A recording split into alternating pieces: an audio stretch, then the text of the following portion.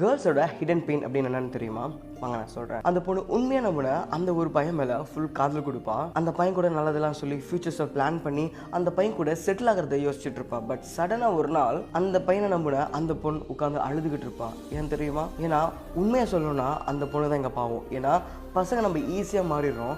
But பொண்ணுங்க அந்த மாற்றத்தை ஃபேஸ் பண்ண முடியாமல் அந்த பொண்ணோட லைஃபே மாறி போயிட்டு நைட்டில் உட்காந்து அழுதுகிட்டு இருப்பாங்க. ஸோ இங்கே கேர்ள்ஸோட ஹிடன் பெயின் இங்கே யாருமே புரிஞ்சிக்க மாட்டாங்க. ஸோ நீங்கள் புரிஞ்சுக்கிட்டா மறக்காமல் கமெண்ட்ஸில் எஸ்ன்னு சொல்லுங்கள். அண்ட் அதை நீங்கள் ஃபேஸ் பண்ணிகிட்டு இருந்தால் அதுவும் மறக்காமல் கமெண்ட்ஸை சொல்லுங்கள். பாய்ஸ்க்கு சேஞ்ச் ஆகிறது ரொம்ப ஈஸி. பட் கேர்ள்ஸுக்கு அந்த சேஞ்சஸை ஃபேஸ் பண்ணுறது ரொம்பவே கஷ்டம். கேர்ள்ஸோட ஹிடன் பெயின் அப்படின்னு என்னன்னு தெரியுமா? வாங்க நான் சொல்கிறேன். அந்த பொண்ணு உண்மையாக நம்பின அந்த ஒரு பையன் மேலே ஃபுல் காதல் கொடுப்பா. அந்த பையன் கூட நல்லதெல்லாம் சொல்லி ஃபியூச்சர்ஸை பிளான் பண்ணி அந்த பையன் கூட செட்டில் ஆகிறத யோசிச்சுட்டு இருப்பா. பட் சடனாக ஒரு நாள் அந்த பையனை நம்பின அந்த பொண்ணு உட்காந்து அழுதுகிட்டு இருப்பா.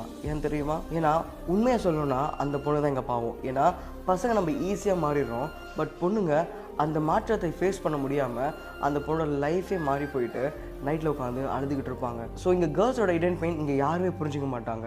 ஸோ நீங்கள் புரிஞ்சுக்கிட்டா மறக்காமல் கமெண்ட்ஸில் எஸ்ன்னு சொல்லுங்கள். அண்ட் அதை நீங்கள் ஃபேஸ் பண்ணிகிட்டு இருந்தால் அதுவும் மறக்காமல் கமெண்ட்ஸை சொல்லுங்கள். பாய்ஸ்க்கு சேஞ்ச் ஆகிறது ரொம்ப ஈஸி. பட் கேர்ள்ஸுக்கு அந்த சேஞ்சஸை ஃபேஸ் பண்ணுறது ரொம்பவே கஷ்டம்.